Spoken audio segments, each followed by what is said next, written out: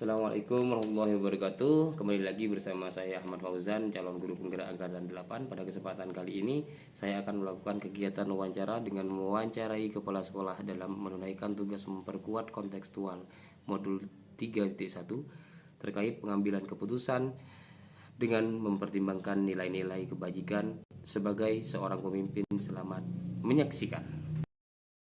Nah, lalu juga ada untuk menentukan suatu keputusan, itu juga ada yang namanya konsep pengambilan dan pengujian keputusan. Nah, setelah diuji itu barulah kita bisa ambil keputusan dari sisi mana yang akan menghasilkan kebijaksanaan, adil, jujur, yang nilai-nilai universal tadi, Bu. Jadi kita langsung aja ya, Bu ya.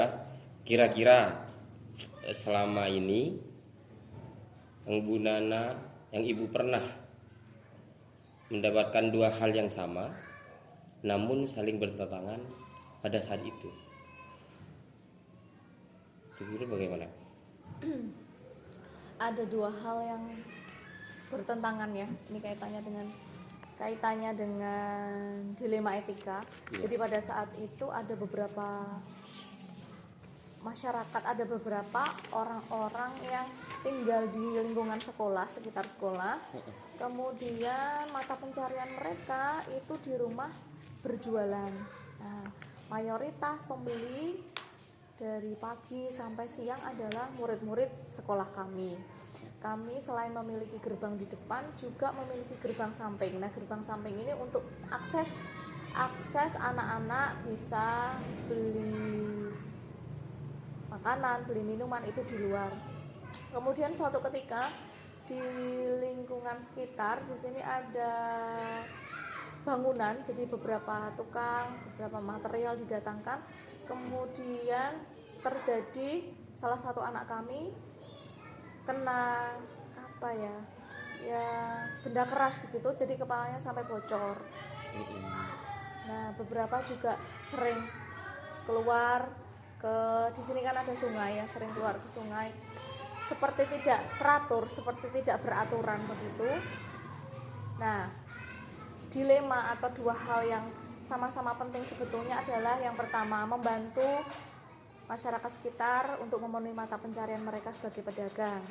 Tapi kemudian hal yang baik juga adalah harus memberlakukan aturan yang berpusat pada siswa untuk kebaikan siswa juga. Oleh karenanya harus diputuskan salah satu untuk mengambil kebijakan dan keputusan begitu. Itu masalah atau dua hal yang pernah saya hadapi. Apakah ada tindak lanjut untuk hal tersebut, Bu? Sudah masuk keputusan. Sudah. Apakah ada hal sudah masuk keputusan ya. Kemudian tindak lanjut yang dilakukan dari pihak sekolah adalah berbicara baik-baik dulu dengan masyarakat sekitar bahwasanya terjadi cedera atau kecelakaan kecil yang menimpa siswa kami. Kemudian permohonan untuk bukan tidak berjualan, tapi permohonan untuk kami bisa menutup gerbang di samping, menutup gerbang di samping sehingga saat istirahat anak-anak itu semua bisa ada di dalam sekolah, tidak keluar-keluar lagi, tapi semua ada di dalam sekolah. Dan kami pun memberi kesempatan kalau mau, jika bersedia, silahkan menitipkan makanan, menitipkan jualannya di kantin sekolah seperti itu. Jadi kami tidak serta-merta menutup mata pencarian sekitar, lingkungan sekitar, tapi memberi kesempatan. Kemudian dari keputusan yang sudah kami ambil dari pihak sekolah, lingkungan juga bisa menerima sehingga baru kami melaksanakan untuk melakukan bangunan menembok samping itu. Awalnya itu kira-kira jika kita refleksikan lagi, titik permasalahannya awalnya bagaimana, Bu?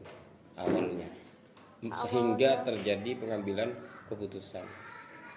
titik permasalahannya adalah anak-anak ketika waktu istirahat, bahkan di jam-jam kosong ya, ketika tidak ada guru itu keluar. Jadi seperti saya sudah bilang, bebas, tidak beraturan, membeli di sekitar, kemudian main di sungai, dan mereka main sepeda. Jadi tidak ada seperti naungan di sekolah itu tidak ada, karena memang bebas itu akses di samping itu. Meskipun gerbang depan itu sudah ditutup, ya, tapi gerbang samping kan masih dibuka. Apa langkah-langkah prosedur ketika memutuskan untuk menutup gerbang, Bu? Iya. Apakah ada keluhan dari wali murid atau warga sekitar? Iya. Jadi awalnya untuk mengambil keputusan itu, awalnya saya sebagai kepala sekolah, saya merapatkan dengan guru. Kemudian setelah rapat dengan guru, saya rapat juga dengan komite. Jadi bertahap. Setelah rapat dengan komite, menceritakan hal yang terjadi, cedera anak, kemudian anak-anak yang bebas untuk keluar masuk itu di jam yang tertentu. Kemudian saya mengundang beberapa perwakilan ya, paguyuban kelas, wali murid untuk meminta pendapat juga. Dan setelah dari rapat ini, paguyuban kelas, komite, dan guru-guru juga setuju, baru dari pihak sekolah melakukan pendekatan dengan masyarakat gitu. Jadi untuk melakukan pembangunan tembok samping penutup gerbang gitu. Artinya itu yang menjadi keputusan terakhir dari sekolah juga Ibu. Nah, sekarang apa saja, Bu? Jadi dilema etika itu pasti tidak terjadi setahun sekali, dan itu tidak pasti. Kadang satu hari saja. Itu bukan hanya di sekolah, di rumah, di masyarakat, di lingkungan, pastinya setiap beberapa waktu pasti mengalami dilema etika. Nah, untuk keseluruhan pengambilan, ada yang mengambilan keputusan beberapa hari itu melalui proses. Ada yang pengambilan keputusan yang dalam jangka waktu 3 detik ada. Dengan malu ya. Jadi mungkin itu sudah profesional dan sering dilatih. Jadi untuk pengambilan keputusan. Lalu hal apa saja yang selama ini yang dianggap efektif dari keseluruhan itu? Pengambilan keputusan pada kasus-kasus dilema etika yang paling efektif kira-kira? Oh iya, tidak hanya dalam kasus tertentu ya, tadi seperti yang sudah diceritakan. Pengambilan keputusan saat ada dua hal, karena ini menyangkut dilema, pasti dua hal yang sama-sama penting, sama-sama baik gitu ya. Sama-sama benar, tapi memang harus diputuskan salah satu. Itu yang efektif adalah, karena ini faktor internal dulu. Yang pertama, intuisi kita, jadi menenangkan diri kita, termasuk pikiran, emosi, mengelola perasaan, jiwa. Nah, karakter pria dan wanita ini kan berbeda. Pria lebih cenderung ke logika, sedangkan wanita ini lebih ke perasa. Jadi ini harus dinetralkan dulu. Jadi kalau yang mengambil keputusan adalah pria, itu tidak hanya logika tapi juga perasaan diseimbangkan. Kebalikannya, saya wanita juga harus menyeimbangkan, tidak hanya semua dirasakan perasaan-perasaan, tapi juga harus dinalar secara logika bagaimana. Kemudian setelah dari internal ini ditenangkan, ini pikiran, emosi, kehendak tenang, juga bisa meminta saran, minta pendapat. Itu penting sekali untuk meminta saran, dan minta saran tidak hanya dari satu orang yang memang sudah pasti mendukung, tidak, tapi bisa orang yang bisa melihat dua hal ini secara berbeda. Jadi mungkin anggapan kita begini, ternyata di sisi orang lain anggapan orang lain beda gitu. Jadi kita bisa menimbang, mempertimbangkan, akhirnya bisa memutuskan. Jadi hal apa yang selama ini merupakan tantangan? Pastinya setiap pengambilan keputusan ada tantangan kecil, ada tantangan besar. Hal apa saja selama ini merupakan tantangan dalam pengambilan keputusan pada kasus-kasus dilema etika? Pada kasus dilema etika, tantangan terbesar adalah karena salah satu keputusan itu salah satu pihak akan merasa seperti dirugikan. Ya, salah satu pihak akan merasa seperti tidak memilih yang ini tapi yang ini. Itu pasti ada pro dan kontra. Tantangan ya, tantangannya mencoba beradaptasi mungkin dengan orang atau dengan situasi yang nantinya sedikit berbeda. Ya tidak apa-apa, bagian kita beradaptasi karena memang itu keputusan yang sudah benar-benar harus diambil, keputusan yang tidak hanya sepihak sudah tapi melalui prosedur. Nah, sudah mulai prosedur pengambilan keputusan, ya otomatis harus beradaptasi dengan situasi yang mungkin tidak enak. Tidak apa-apa. Mungkin Bu Nana punya jadwal tertentu untuk menyelesaikan masalah etika ini. Apa langsung menyelesaikannya dalam waktu singkat atau pada saat itu juga? Kalau jadwal tidak, tapi biasanya untuk kasus-kasus yang tidak terlalu urgent ditangani, saya akan memiliki waktu tersendiri. Jadi waktu tersendiri, seperti yang saya bilang tadi, untuk mengatur intuisi saya, kata hati, perasaan, logika, emosi, kehendak itu ditata dulu. Kemudian apa ya, kalau saya itu setelah dari dipikirkan gitu mencari waktu. Nah, saya menggunakan metode pendekatan personal dulu. Jadi meskipun ada pihak-pihak yang mungkin bermasalah, saya akan dekati secara personal. Ya, untuk kemudian saya betul-betul tahu nanti keputusan yang saya ambil tuh tidak sembarangan, tapi saya betul-betul tahu seperti apa yang menjadi akar permasalahan ya, dari yang bersangkutan baru nanti bisa dianalisis ya, seperti ini. Dianalisis untuk mencari jalan keluar yang win-win solution. Itu yang sebetulnya keinginannya adalah win-win solution, tidak merugikan kedua belah pihak, tapi kaitannya dengan dilema etika mungkin ada satu yang tidak merasa win. Apa ada teman atau alat yang bisa mempermudah ibu untuk melakukan pengambilan keputusan? Teman ya, kalau alat itu ya, teman ada ya, masa di sekolah ada untuk jadi yang mempermudah ya, yang mempermudah, meminta saran gitu. Kalau untuk urusan kepentingan di sekolah, saya akan konsultasi dengan komite, dengan guru. Tidak semua ya saran, tetapi beberapa saja yang mungkin bisa diajak untuk berdiskusi tentang masalah yang mungkin harus diselesaikan betul-betul secara mendalam gitu. Baik. Boleh tahu satu lagi Bu, jadi dari semua hal dilema etika atau salah satu contoh tadi dari awal sampai akhir, pembelajaran apa yang bisa kita petik dari itu kira-kira? Dilema etika ya. Dan dari kasus terjadinya tadi awal kira-kira apa? Ya, dilema etika kembali saya belajar dari karakter saya sendiri. Sebagai wanita saya tidak hanya merasa kasihan gitu, karena memang kasihan gitu ya. Jadi sudah bertahun-tahun, bahkan sudah belasan tahun berdagang makanan itu menjadi mata pencaharian gitu. Tetapi diseimbangkan dengan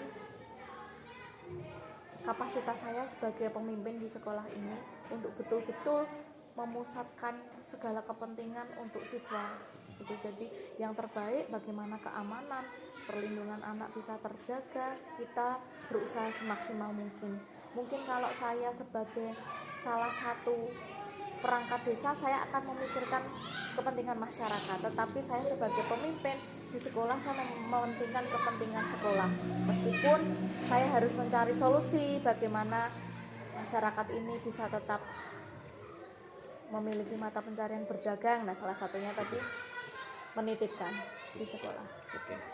Terima kasih Ibu, ini sudah akhir. Dan untuk dari awal kita cerita sampai akhir, ada pembelajaran yang saya dapat. Jadi pemimpin itu tidak mudah ternyata. Jadi pemimpin itu tidak mudah, dan harus siap menerima masukan atau kritik yang membangun, memotivasi ataupun yang bisa menjadikan kita tidak apa namanya. Jadi ada juga kalimat atau kritik masukan yang bisa membuat kita termotivasi. Ada juga malah tambah down gitu ya. Lalu itu satu Bu ternyata. Yang kedua adalah itu metode mungkin ya, itu hebat sekali Bu Nana. Jadi pada saat ada dilema etika, pastinya ada bujukan moral, ada bujukan moral. Namun metode yang Bu Nana lakukan mungkin seperti ini. Ada dilema etika, lalu kita tenang dulu, proses dulu. Butuh waktu 1 hari 2 hari gitu ya Bu ya. Jadi mengenali dulu permasalahannya, lalu menganalisa dulu ternyata, lalu membuat kesepakatan, lalu dicetuskanlah pengambilan keputusan. Itu yang saya rasakan. Terima kasih Bu. Kita akhiri. Sama-sama. Ya. Pak Fauzan. Selamat pagi Ibu. Selamat pagi. Ya, makasih. Alhamdulillah hari ini Ibu memiliki kelemahan waktu. Kita memiliki kelemahan waktu sehingga kita bisa bertemu, dan tentunya saya pengen belajar banyak nih sama Ibu terkait tentang tugas saya sebagai calon guru penggerak. Terutama di bagian modul 3.1 memperkuat kontekstual terkait tentang keputusan pengadilan berdasarkan nilai-nilai kebajikan, terutama sebagai pemimpin. Nah, khususnya Ibu Mar'ah yang mungkin sudah menjadi kepala sekolah dalam kurun waktu yang lama, tentunya memiliki pengalaman yang nyata, yang luar biasa. Nah, saya cukup ingin tahu kira-kira selama ini pengalaman Ibu yang didapat dalam dilema etika, kira-kira selama ini Ibu pernah tidak mendapatkan dua hal yang sama-sama baik namun saling bertentangan pada saat itu? Ada beberapa hal yang bisa menjadi suatu pembelajaran juga. Ada beberapa yang saling bertentangan, yaitu pada saat ada pedagang yang ingin menjajakan sesuatu produk ke sekolah kita, baik itu berupa produk tentang masalah pembelajaran atau yang lainnya. Dalam pengambilan keputusan Ibu jika terjadi dilema itu, siapa kira-kira yang sering terlibat Bu? Ada beberapa yang terlibat seperti dewan guru, itu pengawas, karena juga kita sebagai lembaga tidak langsung menerima pedagang yang juga langsung masuk untuk ke sekolah kita, karena kita juga masih mempelajari apa yang dijual, apakah itu juga bermanfaat untuk peserta didik atau hanya sekedar menjual beberapa produk yang seperti keperluan sehari-hari itu. Selama ini bagaimana Ibu melakukan pengambilan keputusan di sekolah, terutama untuk kasus-kasus di mana ada dua kepentingan yang sama Bu, benar sama-sama mengandung nilai kebajikan, contohnya yang tadi ini, rasa keadilan lawan rasa kasihan itu. Jadi sebelum kita menerima beliau, awal pertama menemui KS atau saya sebagai KS, setelah itu saya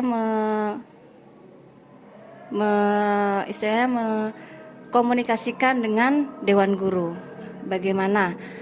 Karena dalam satu sisi beliaunya juga ingin produk yang dijual itu bisa diterima di sekolah ini, tapi di satu sisi juga bisa mengganggu pembelajaran karena menjualnya pas di jam pelajaran. Jadi saya mengumpulkan Dewan Guru untuk mengadakan suatu rapat kecil-kecilan atau pertemuan kecil-kecilan. Apakah ada langkah prosedur seperti apa yang Ibu lakukan selama ini? Ya, seperti tadi, jadi pertemuan kecil untuk meminta pendapat dari Dewan Guru bagaimana baiknya, apakah kita terima atau kita memberikan solusi di luar jam pelajaran untuk memberikan promosinya atau bagaimana. Jadi kita mengadakan pertemuan di Dewan Guru.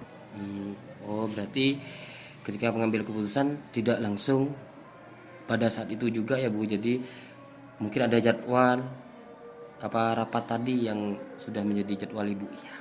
Ya, jadi kita bertemu dengan Dewan Guru, terus setelah itu saya berpikir dulu, kemudian untuk beberapa hari jadi saya menentukan bagaimana yang harus kita lakukan terhadap pedagang tersebut. Apa saja yang selama ini Ibu yang dianggap efektif sama Ibu ini dalam pengambilan kasus-kasus dilema etika?